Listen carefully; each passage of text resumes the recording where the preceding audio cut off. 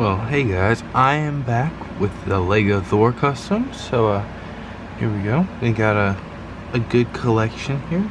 Took me a long time. Bro Thor, Lady Sif, you know, all the goods. So let's get into it. The legs are from a CMF Ghost Knight guy. The torso is from the Avengers game from like 2019 or something, with the arms from the CMF Dragon from the Dungeons and Dragons series, the new rubber cape piece, and the head that goes along the new head. Oh crap, there we go, got that on there nice. And then the hair piece from Thor Love and Thunder, because it fits over the cape, which is nice. Just Mjolnir as always for Thor, and put him on a stool. And since this is my Marvel Corruption Thor customs, I guess, I decided to go with this bunch of silver and stuff. So he is like a gladiator, he's a heavily decorated war hero of Asgard. You can't have Thor without a Loki variant, so here's the Loki for my Marvel Corruption universe. So let's get into how to build him. The legs are from a Mandalorian from the Mandalorian Battle Pack, with this Thor from Avengers Age of Ultron flipped around backwards. This is his torso. A Mandalorian cape in a light tan color. And then I put this neck piece, this fur neck piece, because I think Loki would wear one. The Loki head from a Thor Ragnarok set, and Loki's, that doesn't fit right, so actually just slide the head up a bit and then they kind of fit together. If the piece wasn't rubber, this hood wouldn't work. I'd have to get the hood from the Penguin minifigure from the Lego Batman movie. But giving him 2 gold daggers, which I thought was pretty cool. The whole goal with this this Asgard that I'm building up for Marvel Corruption is that they are extremely arrogant, extremely cocky, and extremely rich. So they have a bunch of gold accessories and stuff, and the lower class ones and the warriors have more silver on them to show that they're a warrior and stuff. So moving on from Loki, we're going to put in Odin. So here he is. Just put the people back there. This is Odin. The legs and torso are from Thor Love and Thunder, with this gold arm from a inventor from the newest CMF, and the other arm from Korra or whatever.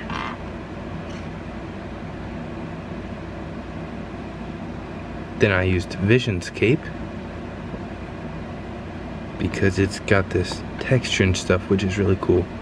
And then I used this Star Wars head because it was an old white guy with a beard, and I gave him this little patch of electrical tape as an eye patch, because it's simple and it stays and stuff. And then this long white hair, which is from a I think it's a vampire minifigure or something. I'm not quite sure.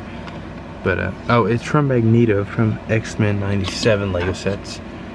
Then I gave him Loki's staff with this spear piece in it, and that's it for Odin. Here's Thor's mom. This skirt piece comes from the Dungeons and Dragons Lego minifigure series. So did this purple body thing with the tan arms and a Batman cape, because it matches the black of the like, what's it called, skirt, I guess. It's not a skirt, the dress. This head is from Mantis, and this white hair, I'm not really sure where I got it. I think it was just from a pack of hairs and stuff. Then I gave it this sword piece to complete her off, and that's it for Thor's mom.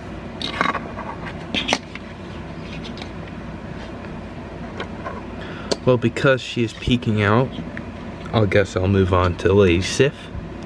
I got the main chunk of her body from Jane Foster Thor. Then this purple Mysterio cape, sorry. But I put it to the side so I can add this Ninjago silver neck collar piece. And this head, actually, wrong way. This headpiece is from a Star Wars set from Rebels. This hairpiece is from a Nia minifigure. Then I gave her actually a sword and scissors because Loki cuts off her hair in what's it called? In the Viking, yeah, in Norse mythology. So, there, fun fact. Even though that was actually shown in the Loki show. I guess we can get the Warrior 3 out here, because they also go with Lady Sif. I do not really know their names by heart for each of them, so I'm just going to call them the Warriors 3. So, starting off with Vandal. The legs are from the elf minifigures from the Dungeons and Dragons CMF. This torso is from Thor Ragnarok with these arms from Hyperion with yellow hands. This yellow cape from Hyperion. The same silver piece I used on Lady Sif with Chris Pratt's head and this Lloyd hair. I gave him a sword. And that's it for, what's his name? Vandal's his name. Next up is the big one, and this guy's fun, so let's just cut it a little bit. I'm gonna actually show you this in reverse. So the axe is from the dwarf minifigures, the legs are from the elf again, but he actually has the handcuff method, same as Odin. I forgot to say that. But if you don't, his arms look really skinny and stuff, and he's supposed to be big. So it is Hagrid's head and this guy's hair. Yeah, so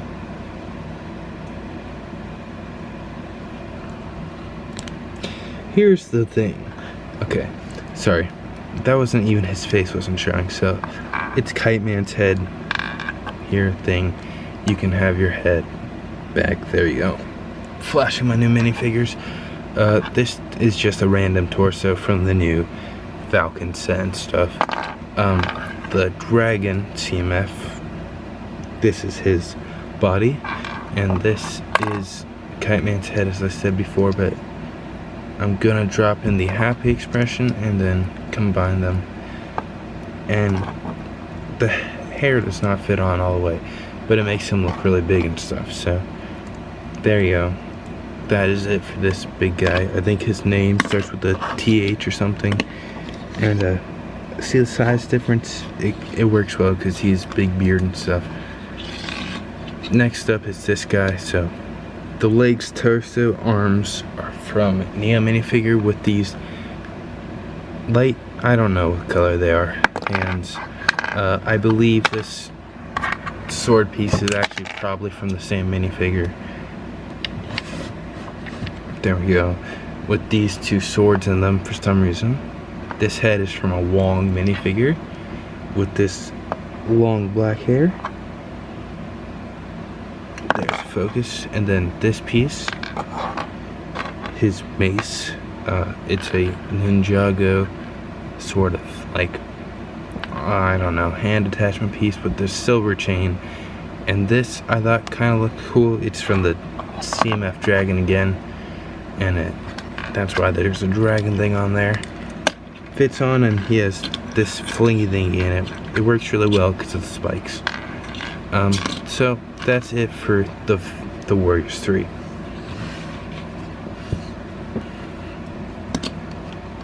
Moving on to one of the last few minifigures, we have Heimdall. The legs are from the elf again. This torso is from the flying bird thingies. A golden cape, or golden neck piece, and I like this cape because it's got orange color to it, and it kind of works. It doesn't really work too well, but it works. If it was black, it would be perfect for like a Mr. Sinister or something. But this head is from a DC minifigure, I'm not sure where, but it has the golden eyes and stuff. This is a Hawkman helmet, and it doesn't really look like Heimdall because of that, but it works.